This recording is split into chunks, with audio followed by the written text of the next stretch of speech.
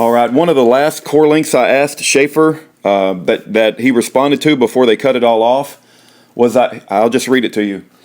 Hi Schaeffer, have you ever been told how much the government has spent on your investigation, prosecution, and incarceration to keep such a dangerous, and I put in quotes, domestic terrorist, that's said with huge sarcasm by the way, behind bars? My wild guess, is it over 1 million at least?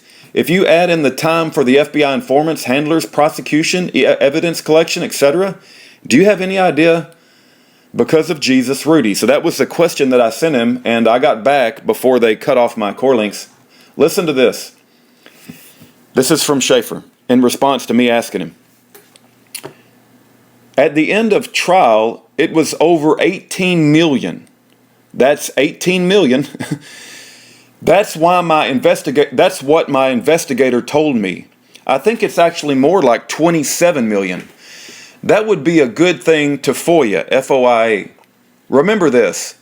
The goal of people in government is not to save money. Their goal is to waste money on themselves. My case was just a facade. These people could hide behind. My case was just a facade these people could hide behind while embezzling millions. I knew this guy who claimed to go around checking people's homes for deadly gases. He said they were odorless and clear gases, and they were seeping up from the ground into people's basements.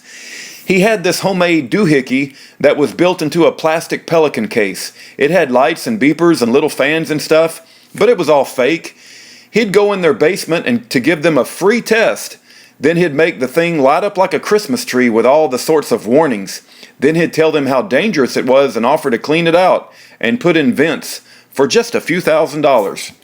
He'd bring in this big Ghostbuster van with hoses and pumps and stuff and drag them through the house wearing a white suit and a gas mask.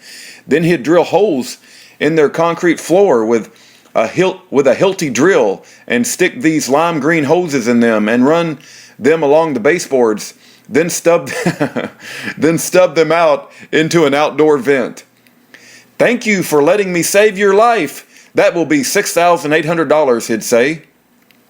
But it was all a big empty show. There was no gas, there was no nothing. Just a smart dude getting one over on a stupid dude. And he used the government's business model to do it. This is what the war on terror is. This is what my case was. This is what the CMU is.